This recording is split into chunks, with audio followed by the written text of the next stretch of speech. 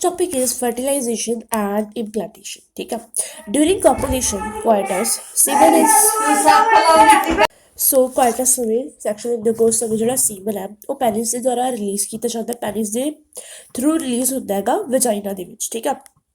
ਉਸ ਪ੍ਰੋਸੈਸ ਨੂੰ ਆਪਾਂ ਇਨਸੈਮੀਨੇਸ਼ਨ ਕਹਿੰਦੇ ਹੈਗੇ. The motile sperms swim rapidly, pass through the cervix, enter into the uterus, and finally reach the ambulatory region of the fallopian tube.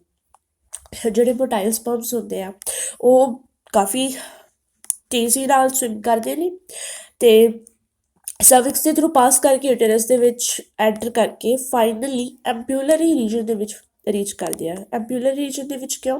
ਕਿਉਂਕਿ ਉੱਥੇ ਹੀ fertilisation ਹੋਣੀ ਹੁੰਦੀ ਹੈ, ਤਾਂ ਕਰਕੇ. ਠੀਕ ਆ. ਫੈਲੋਪੀਅਨ ਟਿਊਬ ਦੇ ਐਂਪਿਊਲਰੀ ਰੀਜਨ ਦੇ ਵਿੱਚ ਜਿਹੜਾ ਓਵਰੀ ਦੇ ਦੁਆਰਾ ਰਿਲੀਜ਼ ਕੀਤਾ ਜਾਂਦਾ ਉਹ ਵੀ ਐਂਪਿਊਲਰੀ ਰੀਜਨ ਦੇ ਵਿੱਚ ਆ ਜਾਂਦਾ, ਅਤੇ ਉੱਥੇ ਹੀ ਉਸ ਰੀਜਨ ਦੇ ਵਿੱਚ ਕੀ ਹੁੰਦੀ ਆ? ਫਰਟੀਲਾਈਜੇਸ਼ਨ ਹੁੰਦੀ ਹੈਗੀ.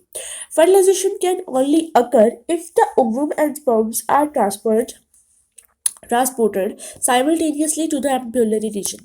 ਫਰਟੀਲਾਈਜੇਸ਼ਨ ਸਿਰਫ ਤਾਂ ਹੋਊਗੀ ਜੇ ਓਵਮ ਅਤੇ ਸਪਰਮ ਜਿਹੜੇ ਆ ਉਹ ਇਕੱਠੇ ਹੀ ਐਂਪਿਊਲਰੀ ਰੀਜਨ ਦੇ ਵਿੱਚ ਟਰਾਂਸਪੋਰਟ ਹੋਣਗੇ.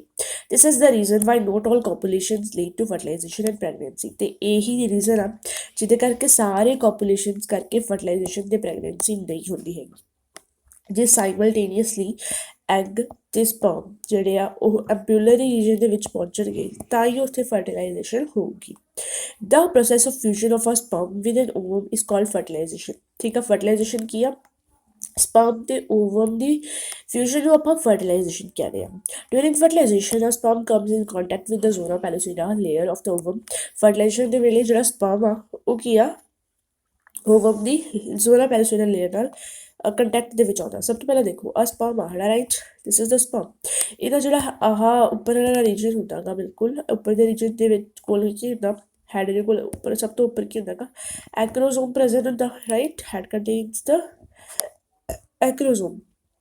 ਜਿਹੜਾ ਐਕਰੋਜ਼ੋਮ ਆ ਉਹਦੇ ਕੋਲ ਲਾਈਟਿਕ ਐਨਜ਼ਾਈਮਸ ਹੁੰਦੇ ਨੇ. ਲਾਈਟਿਕ ਮਤਲਬ ਲਾਈਸਿਸ ਕਰਾਉਣ ਵਾਲੇ ਐਨਜ਼ਾਈਮਸ ਹੁੰਦੇ ਆ ਜਿਹੜੇ ਕਿ ਜ਼ੋਨਾ ਪੈਲੂਸਿਡਾ ਵਾਲੀ ਲੇਅਰ ਆ ਹੈ ਨਾ, ਉਹਦੀ ਲਾਈਸਿਸ ਕਰਵਾਉਂਦੇ ਆ. ਠੀਕ ਆ. ਅਤੇ ਜਦੋਂ ਜਿਹੜਾ ਸਪਰਮ ਆ ਦਿਸ ਇਜ਼ ਦ ਯੂਟੇਰਸ, ਰਾਈਟ.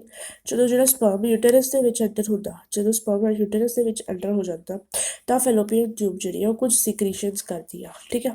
ਫੈਲੋਪੀਅਨ ਟਿਊਬ ਕੁਝ ਸਿਕਰੀਸ਼ਨਸ ਕਰੂਗੀ ਜਿਹਦੇ ਨਾਲ ਇਹਦੀ ਕੀ ਹੋਊਗੀ? ਕੈਪੈਸੀਟੇਸ਼ਨ ਹੋਊਗੀ. ਕੈਪੈਸੀਟੇਸ਼ਨ. ਠੀਕ ਹੈ. ਕੈਪੈਸੀਟੇਸ਼ਨ ਕੀ ਆ?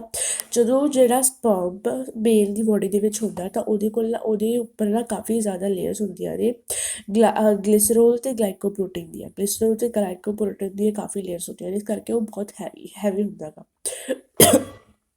ਸਪਰਮਾਟਾਈਟ ਤੋਂ ਘੱਟ ਹੈਵੀ ਹੁੰਦਾ ਬਟ ਫਿਰ ਵੀ ਬਹੁਤ ਹੈਵੀ ਹੁੰਦਾ. ਪਰ ਹੁਣ ਉਹਨੇ ਐਂਟੀ ਗ੍ਰੈਵਿਟੀ ਮੂਵਮੈਂਟ ਕਰਦੀ ਆ ਹੈ ਨਾ, ਤਾਂ ਕਰਕੇ ਆਪਾਂ ਨੂੰ ਉਹਦਾ ਵੇਟ ਬਹੁਤ ਘਟਾਉਣਾ ਪਊਗਾ ਐਂਡ ਤਾਂ ਕਰਕੇ ਉਹ ਵੀ ਛੇਤੀ ਰੈਪਿਡਲੀ ਮੂਵ ਕਰ ਸਕੇ, ਉਹਨੂੰ ਕੋਈ ਬਿਮਾਰੀ ਦਿੱਕਤ ਨਾ ਆਵੇ. ਅਤੇ ਗਲਿਸਰੋਲ ਅਤੇ ਜਿਹੜੀ ਗਲਿਸਰੋਲ ਅਤੇ ਗਲਾਈਕੋਪ੍ਰੋਟੀਨ ਦੀ ਜਿਹੜੀ ਲੇਅਰ ਆ, ਆਹ ਸਿਕਰੀਸ਼ਨ ਜਿਹੜੀ ਉਹਨਾਂ ਲੇਅਰਸ ਨੂੰ ਕੀ ਕਰਦੀਆਂ ਨੇ? ਪਰਾਂ ਕਰਦੀਆਂ ਨੇ ਔਰ ਠੀਕ ਆ, ਯੂ ਕੈਨ ਸੇ ਰਿਮੂਵ ਕਰਦੀਆਂ ਨੇ. ਠੀਕ ਆ. ਅਤੇ ਤਾਂ ਕਰਕੇ ਜਿਹੜੀ ਸਪਰਮ ਦੀ ਮੂਵਮੈਂਟ ਆ ਉਹ ਸੌਖੀ ਹੋ ਜਾਵੇ, ਅਤੇ ਇਸ ਪ੍ਰੋਸੈਸ ਨੂੰ ਆਪਾਂ ਕੈਪੈਸੀਟੇਸ਼ਨ ਕਹਿ ਰਹੇ ਹਾਂ. ਅਤੇ ਜਦੋਂ ਇੱਕ ਸਪਰਮ ਜਿਹੜਾ ਹੈਗਾ ਉਹ ਜ਼ੋਨਾ ਪੈਲੂਸਿਡਾ ਨੂੰ ਪੈਨੀਟਰੇਟ ਕਰ ਦਿੰਦੇ, ਲਾਈਕ ਦਿਸ ਸਪਰਮ. ਠੀਕ ਹੈ. ਉਹ ਅੰਦਰ ਚਲ ਗਿਆ. ਠੀਕ ਹੈ. ਜੋ ਅੰਦਰ ਵਗ ਜਾਂਦਾ ਨਾ, ਤਾਂ ਫਿਰ ਜਿਹੜਾ ਜ਼ੋਨਾ ਪੈਲੂਸਿਡਾ ਉਹ ਡੀਪੋਲਰਾਈਜੇਸ਼ਨ ਕਰ ਲੈਂਦਾ ਅਤੇ ਇੱਕ ਹੋਰ ਸਪਰਮਸ ਦੀ ਐਂਟਰੀ ਨੂੰ ਬਲੋਕ ਕਰ ਦਿੰਦਾ ਅਤੇ ਆਪਣੀ ਰਿਜਿਡ ਹਾਰਡ ਬਣਾ ਲੈਂਦਾ ਗਾ.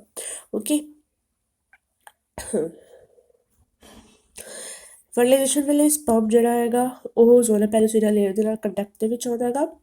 ਜ਼ੋਨਾ ਪੈਲੂਸਿਡਾ ਕਿਹਦੀ ਲੇਅਰ ਹੈ? ਇਹ ਸੈਲੂਲਰ ਲੇਅਰ ਹੁੰਦੀ ਆ surrounding the ovum and induces changes in the membrane that block the entry of the additional sperms. ਠੀਕ ਹੈ. ਅਤੇ ਉਹਦੇ ਨਾਲ ਕੀ ਹੈ? ਮੈਮਬਰੇਨ ਦੇ ਵਿੱਚ ਕੁਝ ਚੇਂਜਿਸ ਆਉਂਦੇ ਆ ਜਿਹਦੇ ਨਾਲ ਕੀ ਹੈ? ਐਡੀਸ਼ਨਲ ਸਪਰਮਸ ਦੀ ਜਿਹੜੀ ਐਂਟਰੀ ਆ ਉਹ ਬਲੋਕ ਕਰ ਦਿੱਤੀ ਜਾਂਦੀ ਹੈ. Thus it ensures that only one sperm can fertilize an ovum. ਤਾਂ ਕਿ ਇਹ ਇਨਸ਼ੋਰ ਕਰਦਾ ਕਿ ਸਿਰਫ ਅਤੇ ਸਿਰਫ ਇੱਕੋ ਹੀ ਸਪਰਮ ਇੱਕ ovum ਨੂੰ ਫਰਟੀਲਾਈਜ਼ ਕਰ ਸਕੇ. The secretions of the acrosome help the sperm enter into the cytoplasm of the ovum through the zona pellucida and the plasma. Next page load ही नहीं होया. So at this point you have to open your notebook क्योंकि आला page जो है load ही नहीं हो रहा. ठीक है. और नेक्स्ट पेज लोड होया होया था. सो पिछला भी हो गया। ओहो, चलो बुक ओपन कर लो तो देख लो अब कितने सीगे राइट। ਜਿਹੜੀਆਂ ਐਕਰੋਸੋਮ ਦੀਆਂ ਸਿਕ੍ਰੀਸ਼ਨਸ ਹੁੰਦੀਆਂ ਨੇ ਉਹ ਕੀ ਆ ਸਪਰਮ ਨੂੰ ਹੈਲਪ ਕਰਦੀਆਂ ਨੇ ਸਾਈਟੋਪਲਾਜ਼ਮ ਉਹਦੇ ਸਾਈਟੋਪਲਾਜ਼ਮ ਦੇ ਵਿੱਚ ਐਂਟਰ ਕਰਨ ਦੇ ਲਈ, ਕਿਉਂਕਿ ਉਹਦੇ ਕੋਲ ਲਾਈਟਿਕ ਐਂਜ਼ਾਈਮਸ ਹੁੰਦੇ ਆ ਨਾ, ਜ਼ੋਰਾ ਪੈਲੋਸੀਰਾ ਵਰਗੀਆਂ ਮੈਂਬਰੇਨ ਉਹ ਜਿਹੜੀਆਂ ਲੇਅਰਸ ਨੇ ਉਹਨਾਂ ਨੂੰ ਡਿਜ਼ੋਲਵ ਕਰ ਦਿੰਦਾ, ਠੀਕ ਆ। ਅਤੇ ਪਲਾਜ਼ਮਾ ਮੈਂਬਰੇਨ ਨੂੰ ਵੀ ਉਹ ਕੀ ਕਰਦਾ ਹੈਗਾ, ਪਲਾਜ਼ਮਾ ਮੈਂਬਰੇਨ ਨੂੰ ਅਤੇ ਜ਼ੋਰਾ ਪੈਲੋਸੀਰਾ ਨੂੰ ਚੀਰ ਕੇ ਓਵਮ ਦੇ ਸਾਈਟੋਪਲਾਜ਼ਮ ਦੇ ਵਿੱਚ ਚੱਲ ਜਾਂਦਾ ਹੈਗਾ। This induces the completion of the meiotic division of the secondiocyte, ਠੀਕ ਆ। ਜਦੋਂ ਇੱਕ ਵਾਰੀ ਸਪਰਮ ਦਾ ਜਿਹੜਾ ਹੈਡ ਆ ਉਹ ਐਂਟਰ ਹੋ ਜਾਂਦਾ, ਕਿਉਂਕਿ ਜਿਹੜਾ ਸਪਰਮ ਆ ਨਾ ਉਹਦਾ ਮਿਡਲ ਪੀਸ ਤੇ ਟੇਲ ਐਂਟਰ ਨਹੀਂ ਕਰਦੇ ਸਾਈਟੋਪਲਾਜ਼ਮ ਦੇ ਵਿੱਚ, ਸਿਰਫ ਉਹਦਾ ਹੈਡ ਹੀ ਐਂਟਰ ਕਰਦਾ। ਅਤੇ ਹੈਡ ਦੇ ਕੋਲ ਹੀ ਕੀ ਹੁੰਦਾ ਗਾ, ਜੈਨੇਟਿਕ ਮਟੀਰੀਅਲ ਹੁੰਦਾ ਗਾ, ਠੀਕ ਆ। ਤਾਂ ਆਪਾਂ ਕਹਿ ਸਕਦੇ ਆ ਕਿ ਜਿਹੜੇ ਮਾਈਟੋਕੌਂਡਰੀਆ ਹੁੰਦੇ ਆ ਨਾ ਬੱਚੇ ਦੇ ਕੋਲੇ, ਸਾਰੇ ਦੇ ਸਾਰੇ ਮਾਈਟੋਕੌਂਡਰੀਆ ਕਿੱਥੋਂ ਹੁੰਦੇ ਆ, ਉਹ ਫੀਮੇਲ ਪੈਰੈਂਟ ਦੇ ਹੀ ਹੁੰਦੇ ਆ, ਠੀਕ ਆ, ਮਦਰ ਦੇ ਹੁੰਦੇ ਆ। ਅਤੇ ਫਿਰ ਜਦੋਂ ਸਪਰਮ ਜਿਹੜਾ ਸਪਰਮ ਦਾ ਹੈਡ ਜਿਹੜਾ ਐਂਟਰ ਕਰ ਜਾਂਦਾ ਗਾ ਤਾਂ ਉਦੋਂ ਕੀ ਆ ਮਿਓਟਿਕ ਡਿਵੀਜ਼ਨ ਇੰਡਿਊਸ ਹੁੰਦੀ ਆ, ਸੈਕਿੰਡ ਮਿਓਸਿਸ ਹੋ ਜਾਂਦੀ ਆ। ਅਤੇ ਇਹਦੇ ਨਾਲ ਕੀ ਬਣਦਾ ਹੈਗਾ, ਸਕੈਂਡੀਓਸਾਈਟ ਸੈਕਿੰਡ ਮਿਓਸਿਸ ਤੋਂ ਬਾਅਦ ਕੀ ਬਣਦਾ, ਇੱਕ ਓਵਮ ਬਣਦਾ ਅਤੇ ਇੱਕ ਪੋਲਰ ਬੋਡੀ ਬਣਦੀ ਆ। The second meiotic division is also unequal, second meiotic division ਵੀ ਫਸਟ ਮਿਓਟਿਕ ਡਿਵੀਜ਼ਨ ਦੀ ਤਰ੍ਹਾਂ ਅਨਇਕੁਅਲ ਹੀ ਹੁੰਦੀ ਆ। ਅਤੇ ਨਾਲ ਇੱਕ ਸੈਕਿੰਡ ਪੋਲਰ ਬੋਡੀ ਬਣ ਜਾਂਦੀ ਹੈ ਅਤੇ ਇੱਕ ਹੈਪਲੋਇਡ ਓਵਮ ਜਾਂ ਤੁਸੀਂ ਕਹਿ ਰਹੇ ਊਟਡ ਵੀ ਕਹਿ ਸਕਦੇ ਆ, ਉਹ ਬਣ ਜਾਂਦੀ ਆ। Soon the haploid nucleus of the sperms and that of the ovum fuse together to form a diploid zygote, ਠੀਕ ਆ। ਫਿਰ ਉਹਦੋਂ ਬਾਅਦ ਸਪਰਮ ਅਤੇ ਓਵਮ ਦਾ ਜਿਹੜਾ ਹੈਪਲੋਇਡ ਨਿਊਕਲੀਅਸ ਆ ਉਹ ਦੋਨੋਂ ਦੇ ਦੋਨੋਂ ਫਿਊਜ਼ ਕਰ ਜਾਂਦੇ ਨੇ ਇੱਕ ਡਿਪਲੋਇਡ ਜ਼ਾਈਗੋਟ ਬਣਾਉਣ ਦੇ ਲਈ, ਠੀਕ ਆ। ਹੁਣ ਜ਼ਾਈਗੋਟ ਦੇ ਵਿੱਚ ਦੱਸੋ ਕਿੰਨੇ ਕ੍ਰੋਮੋਸੋਮਸ ਹੋਣਗੇ, obviously ਉਹ diploid ਹੈ ਤਾਂ 46 chromosomes ਹੋਣਗੇ। One has to remember that sex of the baby has been decided at this stage itself, ਠੀਕ ਆ। sex of the baby ਜਿਹੜਾ ਆ ਉਹ ਜਦੋਂ ਫਿਊਜ਼ਨ ਹੁੰਦੀ ਆ, ਜਦੋਂ ਫਰਟੀਲਾਈਜੇਸ਼ਨ ਹੁੰਦੀ ਆ ਉਦੋਂ ਹੀ ਸੈਕਸ ਜਿਹੜਾ ਹੈਗਾ ਬੇਬੀ ਦਾ ਉਹ ਡਿਸਾਈਡ ਹੋ ਜਾਂਦਾ ਹੈਗਾ। So how the sex of the baby is decided, ਜਿਹੜੀ ਮਦਰ ਹੁੰਦੀ ਆ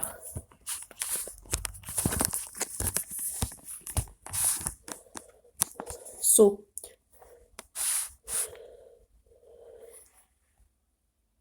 ਜਿਹੜੀ ਮਦਰ ਹੁੰਦੀ ਆ ਉਹਦੇ ਕੋਲ ਐਕਸ ਕ੍ਰੋਮੋਸੋਮਸ ਹੁੰਦੇ ਨੇ, ਐਕਸ। ਜਿਹੜਾ ਫਾਦਰ ਹੁੰਦਾ ਉਹਦੇ ਕੋਲ XY ਕ੍ਰੋਮੋਸੋਮਸ ਹੁੰਦੇ ਨੇ।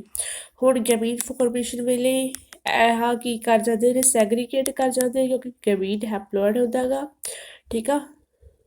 X ਅਤੇ Y ਬਣ ਗਏ ਜਦੋਂ ਫਿਊਜ਼ਨ ਹੋਊਗੀ।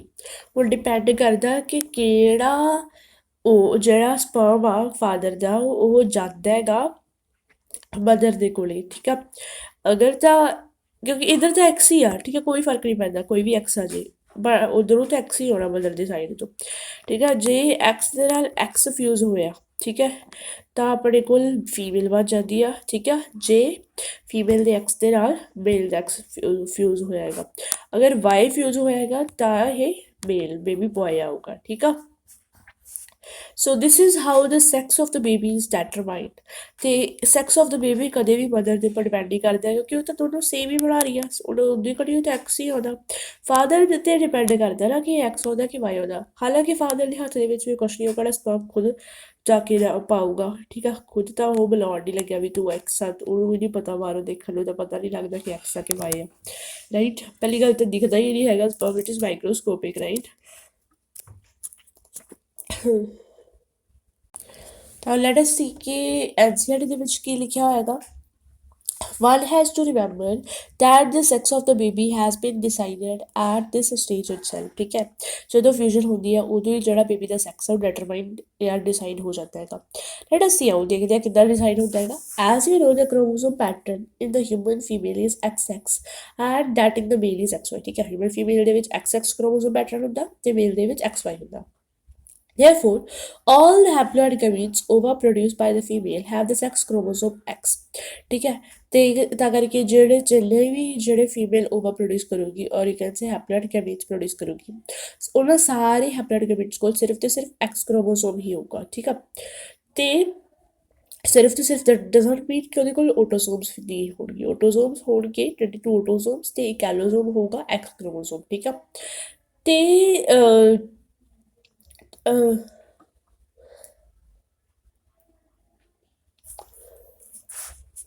whereas in the male gamete sperms the sex chromosome could be either X or Y, ठीक है। बट मेल gamete ਦੇ ਵਿੱਚ ਮਤਲਬ ਸਪਰਮ ਦੇ ਵਿੱਚ ਜਿਹੜਾ ਸੈਕਸ ਕ੍ਰੋਮੋਸੋਮ ਆ ਉਹ X ਵੀ ਹੋ ਸਕਦਾ Y ਵੀ ਹੋ ਸਕਦਾ ਗਾ, ਠੀਕ ਹੈ। 50% ਦੇ ਵਿੱਚ ਕੀ ਹੋਊਗਾ X ਹੋਊਗਾ, 50% ਦੇ ਵਿੱਚ ਕੀ ਹੋਊਗਾ Y ਹੋਊਗਾ, ਠੀਕ ਹੈ। Hence, 50% of sperms carry the X chromosome, while the other 50% carry the Y. Okay. After fusion of the male and the female gametes, the zygote would carry either XX or XY. ठीक है, ਜਦੋਂ fusion ਹੋਗੀ ਮੇਲ ਤੇ female ਗੇਮੀਟ ਦੀ ਤਾਂ ਜ਼ਾਈਗੋਟ ਕੋਲ ਜਾਂ ਤਾਂ XX ਹੋਊਗਾ ਜਾਂ ਫਿਰ XY ਹੋਊਗਾ, ਠੀਕ ਆ। depending on whether the sperm carrying the X or Y fertilized ovum, ਤੇ ਕਾਹਤੇ ਡਿਪੈਂਡ ਕਰੂਗਾ ਕਿ X ਵਾਲਾ ਸਪਰਮ ਜਿਹੜਾ ਹੈਗਾ ਉਹ ਫਿਊਜ਼ ਹੋਇਆ ਉਹਦੇ ਨਾਲ ਜਾਂ ਫਿਰ Y ਵਾਲਾ ਸਪਰਮ ਜਿਹੜਾ ਫਿਊਜ਼ ਹੋਇਆ ਹੈਗਾ। the zygote carrying the XX would develop into the female, ਠੀਕ ਹੈ। ਜਿਹੜੇ ਜ਼ਾਈਗੋਟ ਕੋਲ XX ਹੋਊਗਾ ਉਹ ਫੀਮੇਲ ਦੇ ਵਿੱਚ ਡਿਵੈਲਪ ਹੋਊ ਤੇ ਜਿਹਦੇ ਕੋਲ XY ਹੋਊਗਾ ਉਹ ਮੇਲ ਦੇ ਵਿੱਚ, ਠੀਕ ਹੈ। and XY would form the male. You will learn more about the chromosomal pattern in chapter 5, ठीक है। That is why scientifically it is correct to say that the sex of the baby is determined by the father and not by the mother। ਤਾਂ scientifically ਆਪਾਂ ਕੀ ਕਹਿ ਸਕਦੇ ਆ ਕਿ sex ਜਿਹੜਾ ਹੈ ਬੇਬੀ ਦਾ ਉਹ father determine ਕਰਦਾ ਹੈਗਾ ਨਾ ਕਿ mother, ਠੀਕ ਹੈ। Let's this mitotic division, it's a बहुत important diagram भी है but I don't know why it is not working or it is not loading। इनको पीछे लोड हो रहे हैं, आगे पीछे वाले सारे लोड हो रखे हैं, ठीक है। whatever it is I don't know, ठीक है। ਫਿਰ ਵੀ ਚਲੋ ਆਪਾਂ ਥੋੜ੍ਹੀ ਬਹੁਤ ਸਮਝਾਉਣ ਦੀ ਕੋਸ਼ਿਸ਼ ਕਰਦੇ ਹਾਂ ਉਹਨੂੰ। ਸਭ ਤੋਂ ਪਹਿਲਾਂ ਆਪਾਂ ਨੇ ਦੇਖਿਆ ਸੀਗਾ ਕਿ ਓਵਰੀ 'ਚੋਂ ਜਿਹੜਾ ਹੈਗਾ ਓਵਮ ਆਇਆ, ਓਵਮ ਐਪਿਲਰੀ ਰੀਜਨ, ਸੈਕੰਡਰੀ ਆਇਆ। ਸੈਕੰਡਰੀ ਜਿਹੜਾ ਹੈਗਾ ਉਹ ਐਪਿਲਰੀ ਰੀਜਨ ਤੱਕ ਆ ਅਤੇ ਨਾਲ ਦੀ ਨਾਲ ਸਾਈਮਲਟੇਨੀਅਸਲੀ ਜਿਹੜਾ ਸਪਰਮ ਹੈ ਉਹ ਵੀ ਐਪਿਲਰੀ ਰੀਜਨ ਤੱਕ ਪਹੁੰਚ ਗਿਆ, ਠੀਕ ਆ।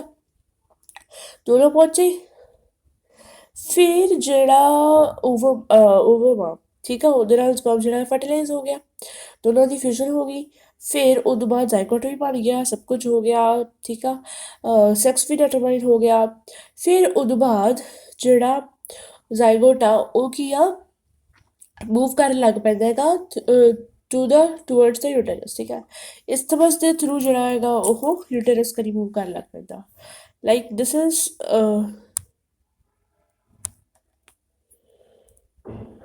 ਓਕੇ। ਸੋ ਇਹ ਆਪਣਾ ਕੀ ਹੈ ਇੱਥੇ ਯੂਟਰਸ ਆ,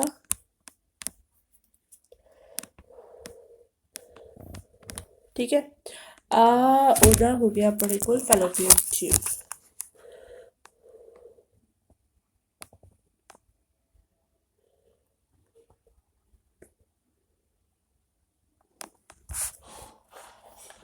ਠੀਕ ਹੈ। ਹੁਣ ਇੱਥੇ ਹੋਈ ਸੀ ਉਹਨਾਂ ਦੀ ਫਿਊਜ਼ਨ ਹੋਈ ਸੀ। ਫਿਰ ਇੱਥੇ ਫਿਊਜ਼ਨ ਹੋਣ ਤੋਂ ਬਾਅਦ ਇੱਥੇ ਹੀ ਮੂਵਮੈਂਟ ਦੇ ਦੌਰਾਨ ਹੀ ਉਹਦੀ ਡਿਵੀਜ਼ਨ ਸ਼ੁਰੂ ਹੋ ਜਾਂਦੀ ਹੈ। ਮੂਵ ਕਰਕੇ ਇਹਨੇ ਕਿੱਥੇ ਤੱਕ ਜਾਣਾ ਹੈ ਨਾ, ਇੱਥੇ ਆ ਲਾਈਨਿੰਗ ਆ, ਇੱਥੇ ਤੱਕ ਜਾਣਾ ਇਹਨੇ, ਐਮਬੈਡ ਹੋਣਾ ਗਾ, ਤਾਂ ਕਰਕੇ ਇਹਦੀ ਇੰਪਲਾਂਟੇਸ਼ਨ ਹੋਣੀ ਆ, ਜਿਸ ਕਰਕੇ ਸਭ ਕੁਝ ਅੱਗੇ ਇਹਦੇ ਵਿੱਚ ਹੀ ਰਹੇ, ਹੈ ਨਾ। ਫਿਰ ਇੱਥੇ ਜਦੋਂ ਇਹ ਮੂਵ ਕਰਨ ਲੱਗ ਪੈਂਦਾ ਉਦੋਂ ਹੀ ਇਹਦੀ ਜਿਹੜੀ ਡਿਵੀਜ਼ਨ ਆ ਉਹ ਸਟਾਰਟ ਹੋ ਜਾਂਦੀ ਹੈ, ਠੀਕ ਹੈ। ਪਹਿਲਾਂ 2 ਸੈਲ ਸਟੇਜ, ਫਿਰ 4 ਸੈਲ, ਇੱਦਾਂ ਇੱਦਾਂ ਜਾਂਦਾ ਹੀ ਡਿਵਾਈਡ ਕਰਦਾ ਰਹਿੰਦਾ ਗਾ, ਠੀਕ ਆ। ਫਿਰ ਉਹ ਤੋਂ ਬਾਅਦ ਇੱਕ ਸਟੇਜ ਆਉਂਦੀ ਹੈਗੀ 8 to 16 ਸੈਲ ਸਟੇਜ ਆਉਂਦੀ ਆ, ਠੀਕ ਆ। 8 to 16 ਸੈਲ ਸਟੇਜ ਇੱਥੇ ਤੱਕ ਆ ਜਾਂਦੀ ਹੈ, ਇਸਤਮਸ ਦੇ ਐਂਡ ਤੱਕ 8 to 16 ਸੈਲ ਸਟੇਜ ਆ ਜਾਂਦੀ ਆ ਅਤੇ ਉਸ ਸਟੇਜ ਨੂੰ ਆਪਾਂ ਕਹਿੰਦੇ ਹੈਗੇ ਮੋਰਿਊਲਾ, ਠੀਕ ਹੈ। ਮੋਰਿਊਲਾ ਇੱਥੇ ਤੱਕ ਆ ਜਾਂਦੀ ਆ। ਫਿਰ ਉਹ ਤੋਂ ਬਾਅਦ ਫਰਦਰ ਡਿਵੀਜ਼ਨ ਹੁੰਦੀ ਆ ਅਤੇ ਅੱਗੇ ਆ ਜਾਂਦੀ ਆ 16 to 32 ਸੈਲ ਸਟੇਜ, ਠੀਕ ਹੈ। ਜਿਹੜੀ 16 to 32 ਸੈਲ ਸਟੇਜ ਹੁੰਦੀ ਆ ਉਹਨੂੰ ਆਪਾਂ ਕਹਿੰਦੇ ਆ ਬਲਾਸਟੋਸਿਸਟ, ਠੀਕ ਹੈ। ਬਲਾਸਟੋਸਿਸਟ ਕਹਿੰਦੇ ਆ। ਅਤੇ ਉਸ ਸਟੇਜ ਦੀ ਹੀ ਕੀ ਹੁੰਦੀ ਆ, ਉਸ ਸਟੇਜ ਦੀ ਹੀ ਇੰਪਲਾਂਟੇਸ਼ਨ ਹੁੰਦੀ ਆ, ਠੀਕ ਹੈ। ਇੱਥੇ ਜਾਂਦੇ ਜਾਂਦੇ ਅੱਗੇ ਡਿਵਾਈਡ ਕਰੂਗਾ 60 to 32 ਸਟੇਜ ਸੈਲ ਸਟੇਜ ਆ ਜਾਊਗੀ ਅਤੇ ਬਲਾਸਟੋਸਿਸਟ ਦੀ ਹੀ ਇੰਪਲਾਂਟੇਸ਼ਨ ਹੋਊਗੀ, ਓਕੇ। ਜਦੋਂ ਬਲਾਸਟੋਸਿਸਟ ਬਣਦੀ ਆ, ਠੀਕ ਹੈ, ਆਪਾਂ ਜਿਹੜੇ ਸੈਲਸ ਹੁੰਦੇ ਆ, ਠੀਕ ਹੈ, ਅੰਦਰਲੇ ਸੈਲਸ ਹੁੰਦੇ ਆ ਜਿਹੜੇ ਉਹਨਾਂ ਯੂਨਿਟਸ ਨੂੰ, ਉਹਨਾਂ ਸੈਲਸ ਨੂੰ ਆਪਾਂ ਕਹਿੰਦੇ ਹਾਂ ਬਲਾਸਟੋਮੀਅਰਸ, ਠੀਕ ਹੈ, ਬਲਾਸਟੋਮੀਅਰਸ। ਤਾਂ ਤੁਸੀਂ ਕਹਿ ਸਕਦੇ ਹੋ ਜੇ ਤਾਂ 8 to 16 ਬਲਾਸਟੋਮੀਅਰਸ ਦੇ ਤਾਂ ਉਹਨੂੰ ਆਪਾਂ ਮੋਰਿਊਲਾ ਕਹਾਂਗੇ, ਠੀਕ ਆ। ਤੇ ਜੇ 16 to 32 ਬਲਾਸਟੋਮੀਅਰ ਪ੍ਰੈਜ਼ੈਂਟ ਨਹੀਂ ਤਾਂ ਉਹਨੂੰ ਆਪਾਂ ਬਲਾਸਟੋਸਿਸਟ ਕਹਾਂਗੇ, ਠੀਕ ਹੈ। ਤਾਂ ਇੱਦਾਂ ਦਾ ਮੂਵਮੈਂਟ ਹੁੰਦੀ ਜਾਂਦੀ ਆ, ਫਿਰ ਅੱਗੇ ਉਹ ਇੰਪਲਾਂਟੇਸ਼ਨ ਹੋ ਜਾਂਦੀ ਆ ਬਲਾਸਟੋਸਿਸਟ ਦੀ। ਜਦੋਂ ਬਲਾਸਟੋਸਿਸਟ ਦੀ ਇੰਪਲਾਂਟੇਸ਼ਨ ਹੁੰਦੀ ਹੈ, ਜਦੋਂ ਬਲਾਸਟੋਸਿਸਟ ਦੀ ਇੰਪਲਾਂਟੇਸ਼ਨ ਹੁੰਦੀ ਹੈ ਤਾਂ ਫਿਰ ਉਹਦੇ ਜਿਹੜੇ ਸੈਲਸ ਨੇ ਆਪਦੇ ਆਪ ਨੂੰ ਦੋ ਲੇਅਰਸ ਦੇ ਵਿੱਚ ਜਿਹੜੇ ਆ ਆਰਗੇਨਾਈਜ਼ ਕਰ ਲੈਂਦੇ ਆ।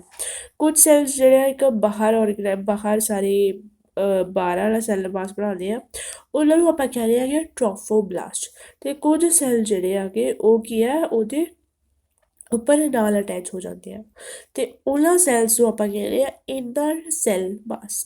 ਜਿਹੜਾ ਇਨਰ ਸੈੱਲ ਮਾਸ ਆ ਉਹਦੇ ਕੋਲ ਕੁਝ ਸੈਲਸ ਹੁੰਦੇ ਆ ਜਿਹਨਾਂ ਨੂੰ ਆਪਾਂ ਸਟੈਮ ਸੈਲਸ ਕਹਿ ਰਹੇ ਆ।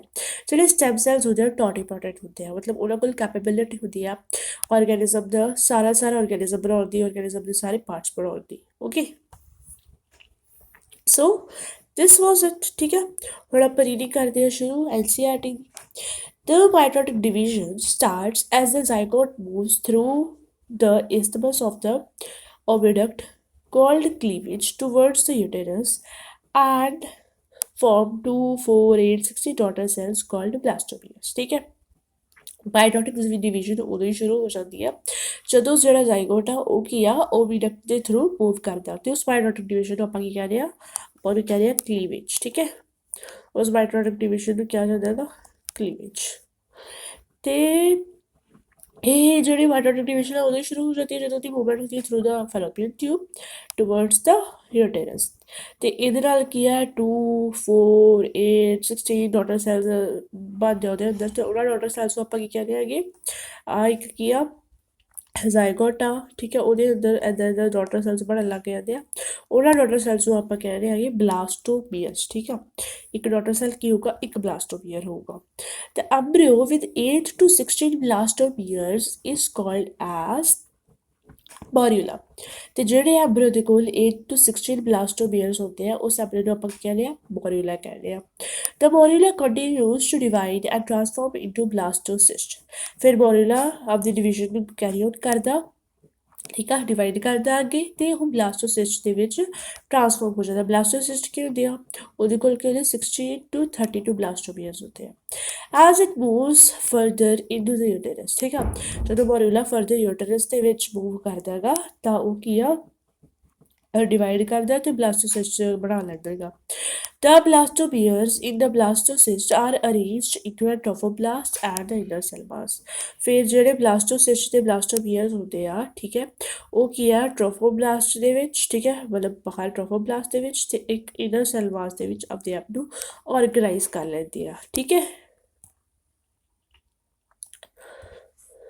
The blastomeres in the blastocyst are arranged in an outer layer called a trophoblast and an inner group of cells attached to the trophoblast called the inner cell mass, ਠੀਕ ਹੈ। ਬਾਹਰਲੇ ਪਾਸੇ ਕੀ ਸੀਗੇ ਟ੍ਰੋਫੋਬਲਾਸਟ ਸੀ, ਅਤੇ ਅੰਦਰ ਟ੍ਰੋਫੋਬਲਾਸਟ ਦੇ ਨਾਲ ਗਰੁੱਪ ਆਫ ਸੈਲਸ ਜਿਹੜਾ ਅਟੈਚ ਆ ਉਹਨੂੰ ਆਪਾਂ ਕੀ ਕਹਿੰਦੇ ਆ ਇਨਰ ਸੈਲ ਮਾਸ ਕਹਿੰਦੇ ਹੈਗੇ। The trophoblast layer that gets attached to the endometrium and the inner cell mass gets differentiated as the embryo, ਠੀਕ ਹੈ। ਜਿਹੜੀ ਟ੍ਰੋਫੋਬਲਾਸਟ ਲੇਅਰ ਆ, ਠੀਕ ਹੈ, ਜਿਹੜੀ ਕਿ ਐਂਡੋਮੀਟਰੀਅਮ ਦੇ ਨਾਲ ਅਤੇ ਇਨਰ ਸੈਲ ਜਿਹੜੀ ਟ੍ਰੋਫੋਬਲਾਸਟ ਲੇਅਰ ਹੈ ਇੱਕ ਪਾਸੇ ਉਹ ਐਂਡੋਮੀਟਰੀਅਮ ਦੇ ਨਾਲ ਅਟੈਚ ਹੋਊਗੀ ਅਤੇ ਦੂਜੇ ਪਾਸੇ ਇਨਰ ਸੈਲ ਮਾਸ ਦੇ ਨਾਲ ਅਟੈਚ ਹੋਊਗੀ, ਅਤੇ ਜਿਹੜਾ ਇਨਰ ਸੈਲ ਮਾਸ ਹੈ ਉਹ ਕੀ ਬਣਾਊਗਾ ਐਬਰੀਓ ਬਣਾਊਗਾ, ਠੀਕ ਹੈ। ਪਾਰਟ ਕੀ ਸੀ ਟ੍ਰੋਫੋਬਲਾਸਟ ਲੇਅਰ ਸੀ, ਆਹ ਕੀ ਸੀ ਲਾਈਨਿੰਗ ਸੀ, ਇਹਦੇ ਨਾਲ ਉਹ ਕੀ ਸੀ ਟ੍ਰੋਫੋਬਲਾਸਟ ਲੇਅਰ ਐਬੈਂਡਡ ਸੀਗੀ ਇਹਦੇ ਵਿੱਚ, ਠੀਕ ਹੈ। ਅਤੇ ਇਹਦੇ ਅੰਦਰ ਵਿੱਚ ਅਟੈਚ ਸੀਗੇ ਇਨਰ ਸੈਲ ਮਾਸ, ਅਤੇ ਇਨਰ ਸੈਲ ਮਾਸ ਕੀ ਬਣਾਉਣਗੇ ਐਬਰੀਓ ਬਣਾਉਣਗੇ। After attachment, the uterine cells divide rapidly and cover the blastocyst। ਜਦੋਂ ਉਹਨਾਂ ਦੀ ਅਟੈਚਮੈਂਟ ਹੋ ਜਾਂਦੀ ਆ, ਠੀਕ ਹੈ, ਇਹਨਾਂ ਦੀ ਅਟੈਚਮੈਂਟ ਹੋ ਗਈ, ਦਿਸ ਇਜ਼ ਦ ਟ੍ਰੋਫੋਬਲਾਸਟ, ਤਾਂ ਜਿਹੜੇ ਯੂਟੇਰਾਈਨ ਸੈਲਸ ਹੁੰਦੇ ਆ, ਠੀਕ ਹੈ, ਆਹ ਉਹਦੀ ਲਾਈਨਿੰਗ ਆ, ਤਾਂ ਆਪਦੇ ਆਪ ਨੂੰ ਬਹੁਤ ਤੇਜ਼ ਨਾਲ ਡਿਵਾਈਡ ਕਰਦੇ ਅਤੇ ਸਾਰੇ ਪਾਸੋਂ ਨੂੰ ਕੀ ਹੈ ਕਵਰ ਕਰ ਲੈਂਦੇ ਨੇ ਵੀ ਉਹ ਕਿਧਰੇ ਜਾ ਨਾ ਪਾਈ। As a result, the blastocyst becomes embedded in the endometrium of the uterus. ਤੇ ਨਾਲ ਕੀ ਹੈ ਜਿਹੜਾ blastocyst ਆ ਉਹ uterus ਦੇ endometrium ਦੇ ਵਿੱਚ embed ਹੋ ਜਾਂਦਾ ਹੈਗਾ. This is called implantation and it leads to pregnancy. ਤੇ ਇਹਦੇ ਨਾਲ ਕੀ ਹੋ ਜਾਂਦੀ ਹੈ implantation ਹੋ ਜਾਂਦੀ ਹੈ ਜਿਹਦੇ ਕਰਕੇ pregnancy ਹੋ ਜਾਂਦੀ ਹੈ. Okay, so this was the fertilization. Next topic is parturition and embryonic development. After implantation, finger-like projections appear on the trophoblasts called the chorionic villi. ठीक है ਜਦੋਂ ਦੀ implantation ਹੋ ਜਾਂਦੀ ਹੈ uterus ਦੇ ਵਿੱਚ ਠੀਕ ਆ uterus ਆ ਉਹਦੀ implantation ਹੋ ਗਈ uterus ਦੇ ਵਿੱਚ ਤੇ ਬਾਹਰਲੇ ਪਾਸੇ ਕੀ ਸੀ ਟ੍ਰੋਫੋਬਲਾਸਟ ਸੀ ਠੀਕ ਹੈ uterine lining ਦੇ ਵਿੱਚ embryo ਦੀ implantation ਹੋ ਗਈ ਫਿਰ implantation ਤੋਂ ਬਾਅਦ ਉਹ ਤੋਂ ਕੀ ਆ ਟ੍ਰੋਫੋਬਲਾਸਟ ਤੋਂ ਫਿੰਗਰ ਲਾਈਕ ਪ੍ਰੋਜੈਕਸ਼ਨਸ ਬਾਹਰ ਆਉਂਦੀਆਂ ਨੇ ਠੀਕ ਆ ਫਿੰਗਰ ਲਾਈਕ ਪ੍ਰੋਜੈਕਸ਼ਨਸ ਬਾਹਰ ਆਉਂਦੀਆਂ ਨੇ ਜਿਹਨਾਂ ਨੂੰ ਕਿ ਆਪਾਂ ਕੋਰੀਓਨਿਕ ਵਿਲਾਈ ਕਹਿੰਦੇ ਆ ਠੀਕ ਆ ਜਿਹੜੇ ਕੋਰੀਓਨਿਕ ਵਿਲਾਈ ਆ ਨਾ ਉਹ ਇੰਟਰਡਿਜੀਟੇਟ ਕਰਦੇ ਆਗੇ ਵਿਦ ਯੂਟੇਰਾਈਨ ਵੋਲ ਠੀਕ ਹੈ ਹਾਂ ਕੋਰੀਓਨਿਕ ਵਿਲਾਈ ਨੇ ਬਾਹਰ ਨਿਕਲੇ ਆ ਕੇ ਯੂਟੇਰਾਈਨ ਵੋਲ ਇਹਨਾਂ ਦੀ ਦੋਨਾਂ ਦੀ ਇੰਟਰਡਿਜੀਟੇਸ਼ਨ ਹੋ ਜਾਂਦੀ ਹੈ ਜਿਸ ਕਰਕੇ ਇਹਦਾ ਜਿਹੜਾ ਹੈਗਾ ਬਾਹਰ ਨਿਕਲਣ ਦਾ ਜਾਂ ਡਿੱਗਣ ਦਾ ਕੋਈ ਸਵਾਲ ਨਹੀਂ ਪੈਦਾ ਹੁੰਦਾ ਹੈਗਾ ਠੀਕ ਆ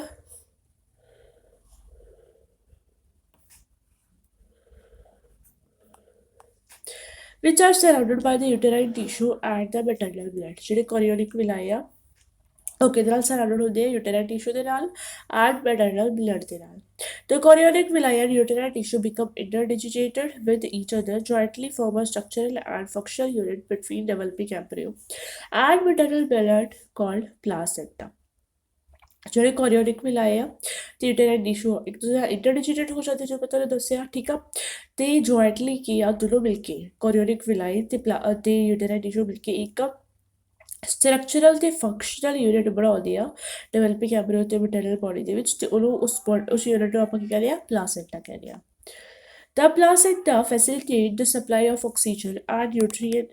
ਜਿਹੜਾ ਪਲਾਸੈਂਟਾ ਹੈ ਨਾ ਉਹ ਬਾਇਓਡਾਇਰੈਕਸ਼ਨਲ ਮੂਵਮੈਂਟ ਦੇ ਲਈ ਰਿਸਪੌਂਸੀਬਲ ਆ ਕਿਉਂਕਿ ਉਹ ਕੀ ਆ ਫੀਟਸ ਨੂੰ ਕੀ ਪ੍ਰੋਵਾਈਡ ਕਰੂਗਾ ਮਦਰ ਦੇ ਥਰੂ ਆਕਸੀਜਨ ਪ੍ਰੋਵਾਈਡ ਕਰੂਗਾ ਨਿਊਟਰੀਐਂਟਸ ਪ੍ਰੋਵਾਈਡ ਕਰੂਗਾ ਤੇ ਫੀਟਸ ਤੋਂ ਕੀ ਰਿਮੂਵ ਕਰੂਗਾ ਫੀਟਸ ਤੋਂ ਮਦਰ ਕੰਨੀ ਕਿਵੇਂ ਪਹੁੰਚਾਊਗਾ ਉਹ ਜੋ ਕਾਰਬਨ ਡਾਈਆਕਸਾਈਡ ਰਿਮੂਵ ਕਰੂਗਾ ਤੇ ਐਕਸਕ੍ਰੀਟਰੀ ਵੇਸਟ ਮਟੀਰੀਅਲਸ ਨੂੰ ਕੀ ਕਰੂਗਾ ਰਿਮੂਵ ਕਰੂਗਾ ਜਿਹੜੇ ਕਿ ਐਮਬ੍ਰੀਓ ਦੇ ਦੁਆਰਾ ਪ੍ਰੋਡਿਊਸ ਹੋਣਗੇ ਤਾਂ ਕੀ ਹੈ ਬਾਇਓਡਾਇਰੈਕਸ਼ਨਲ ਮੂਵਮੈਂਟ ਕਰਦਾ ਗਾ ਜਿਹੜਾ ਪਲਾਸੈਂਟਾ ਹੈਗਾ The placenta is connected to the embryo through an umbilical cord which helps in the transport of substances to and from the embryo. ਠੀਕ ਆ ਜਿਹੜਾ ਪਲਾਸੈਂਟਾ ਹੈ ਉਹ ਕੀ ਆ ਐਮਬ੍ਰੀਓ ਦੇ ਨਾਲ ਅਟੈਚ ਹੁੰਦਾ ਥਰੂ ਐਨ ਅੰਬਿਲੀਕਲ ਕੋਡ ਤੇ ਜਿਹੜੀ ਅੰਬਿਲੀਕਲ ਕੋਡ ਆ ਉਹੀ ਕੀ ਆ ਸਬਸਟੈਂਸਿਸ ਦੇ ਟਰਾਂਸਪੋਰਟ ਦੇ ਵਿੱਚ ਹੈਲਪ ਕਰਦੀ ਹੈ ਠੀਕ ਹੈ ਮਦਰ ਤੋਂ ਹੋਰ ਸਬਸਟੈਂਸਿਸ ਪਹੁੰਚਾਉਂਦੀ ਹੈ ਫੀਟਸ ਤੱਕ ਤੇ ਫੀਟਸ ਤੋਂ waste materials and carbon dioxide ਪਹੁੰਚਾਉਂਦੀ ਹੈ ਟੂ ਦ ਮਦਰ ਠੀਕ ਆ ਲਾਈਕ ਦਿਸ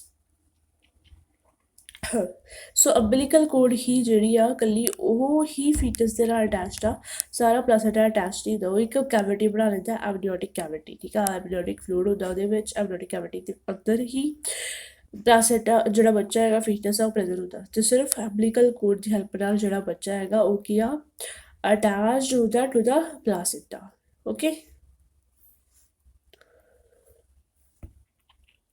ਸੋ ਅਗਰ ਤੁਸੀਂ ਇੱਥੇ ਗੌਰ ਨਾਲ ਦੇਖੋ ਠੀਕ ਹੈ ਤਾਂ ਇੱਥੇ ਤੁਹਾਨੂੰ ਇੰਟਰਡਿਜਿਟੇਸ਼ਨ ਵੀ ਦੇਖਣ ਨੂੰ ਮਿਲ ਰਹੀ ਹੈ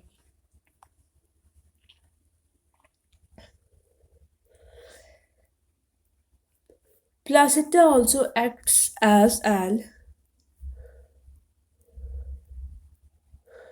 endocrine tissue ਠੀਕ ਹੈ ਪਲਾਸੈਂਟਾ ਵੀ ਕੀ ਹੈ ਇੱਕ ਟੈਂਪਰਰੀ ਐਂਡੋਕਰਾਈਨ ਟਿਸ਼ੂ ਕਿਉਂਕਿ ਸਾਰਾ ਸਮਾਂ ਤਾਂ ਸਾਰੀ ਜ਼ਿੰਦਗੀ ਤਾਂ ਉਹ ਫੀਮੇਲ ਬੋਡੀ ਦੇ ਵਿੱਚ ਨਹੀਂ ਹੁੰਦਾ ਟੈਂਪਰਰੀ ਤਾਂ ਕਰਕੇ ਕਿਉਂਕਿ ਸਿਰਫ ਪ੍ਰੈਗਨੈਂਸੀ ਦੇ ਦੌਰਾਨ ਹੀ ਪਲਾਸੈਂਟਾ ਪ੍ਰੈਜ਼ੈਂਟ ਹੁੰਦਾ ਠੀਕ ਹੈ ਜਿਹੜਾ ਪਲਾਸੈਂਟਾ ਉਹ ਕੀ ਇੱਕ ਟੈਂਪਰਰੀ ਐਂਡੋਕਰਾਈਨ ਟਿਸ਼ੂ ਬਣਾਉਂਦਾ ਹੈਗਾ ਤੇ ਜਿਹੜੇ ਕਿ ਤੇ ਜਿਹੜਾ ਪਲਾਸੈਂਟਾ ਉਹ ਬਹੁਤ ਸਾਰੇ ਹਾਰਮੋਨ ਸਿਕ੍ਰੀਟ ਕਰਦਾ ਜਿਵੇਂ ਕਿ human chorionic gonadotropin HCG human placental lactogen HCl HPL sorry estrogens progesterone et cetera ਬਹੁਤ ਸਾਰੇ ਹਾਰਮੋਨਸ ਇਹ ਬਣਾਉਂਦਾ ਤੇ ਲੇਟਰ ਫੇਸ ਦੇ ਵਿੱਚ ਜਿਹੜਾ ਪਲਾਸੈਂਟਾ ਹੈਗਾ ਸੌਰੀ ਜਿਹੜੀ ਓਵਰੀ ਆ ਉਹ ਰਿਲੈਕਸਿਨ ਹਾਰਮੋਨ ਵੀ ਸਿਕ੍ਰੀਟ ਕਰਦੀ ਆ ਠੀਕ ਆ ਹੁਣ ਇੱਥੇ ਕਨਫਿਊਜ਼ਡ ਹੋ ਜਾਣਾ ਜਿਹੜਾ ਆਪਾਂ ਪਹਿਲਾਂ ਪੜ੍ਹੇ HCG HPL ਇਹ ਤਾਂ ਪਲਾਸੈਂਟਾ ਬਣਾਉਂਦਾ ਰਿਲੈਕਸਿਨ ਕਿਹਦੇ ਦੁਆਰਾ ਸਿਕ੍ਰੀਟ ਕਰਿਆ ਜਾਂਦਾ ਹੈਗਾ ਓਵਰੀ ਦੇ ਦੁਆਰਾ Let us remember that HCG, HPL, and relaxin that are produced in women are and then relaxin are produced in women only during pregnancy, ठीक है।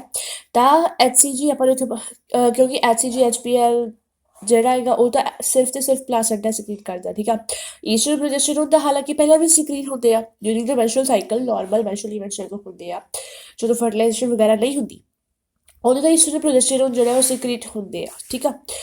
ਬਟ HCG ਤੇ HPL ਸਿਰਫ ਤੇ ਸਿਰਫ ਜਿਹੜਾ ਪਲਾਸੈਂਟਾ ਹੀ ਸਿਕਰੀਟ ਕਰਦਾ ਗਾ, ਤੇ ਉਹ ਤਾਂ ਕਰਕੇ ਉਦੋਂ ਕੀ ਆ ਸਿਰਫ ਤੇ ਸਿਰਫ ਪ੍ਰੈਗਨੈਂਸੀ ਦੌਰਾਨ ਹੀ ਸਿਕਰੀਟ ਹੁੰਦੇ ਆ, ਤੇ ਰਿਲੈਕਸਨ ਵੀ ਜਿਹੜਾ ਪ੍ਰੈਗਨੈਂਸੀ ਦੌਰਾਨ ਹੀ ਸਿਕਰੀਟ ਹੁੰਦਾ ਬਾਈ ਦ ਓਵਰੀ, ਠੀਕ ਆ। In addition, during pregnancy, the levels of the other hormones, ठीक है, ਤੇ ਇਹਨਾਂ ਤੋਂ ਇਲਾਵਾ, ਠੀਕ ਆ, HCG, HPL, ਰਿਲੈਕਸਿਨ, ਈਸਟਰਨ ਪ੍ਰੋਜੈਸਟਰੋਨ ਤੋਂ ਇਲਾਵਾ, ਠੀਕ ਆ, ਪ੍ਰੈਗਨੈਂਸੀ ਦੇ ਦੌਰਾਨ ਹੋਰ ਵੀ ਜਿਹੜੇ ਹਾਰਮੋਨਸ ਦੇ ਲੈਵਲ ਹੈ ਉਹ ਕੀ ਹੈ ਕਾਫੀ ਜ਼ਿਆਦਾ several times increase ਕਰ ਜਾਂਦੇ ਆ। ਕਿਹੜੇ ਕਿਹੜੇ ਹਾਰਮੋਨਸ ਹੋ ਗਏ? ਈਸਟਰਨ, ਪ੍ਰੋਜੈਸਟਰੋਨ, ਠੀਕ ਆ, cortisol, prolactin, thyroxine, ठीक है।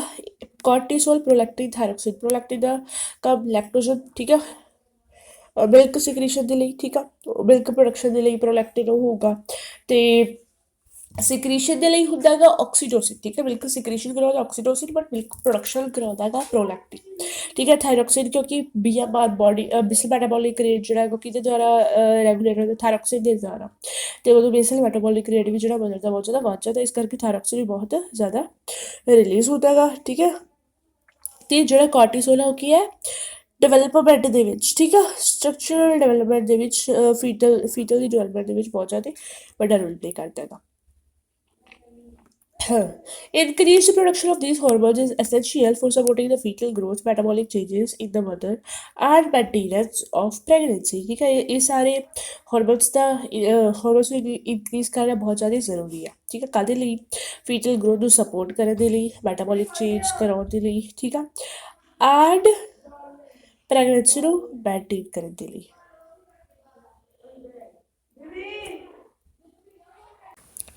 ਸੋ ਇਹ ਆਪਣਾ ਸਾਰਾ ਦਾ ਸਾਰਾ ਸਟਰਕਚਰ ਹੈਗਾ ਫੀਟਸ ਦਾ ਯੂਟਰਸ ਦੇ ਵਿੱਚ, ਠੀਕ ਆ।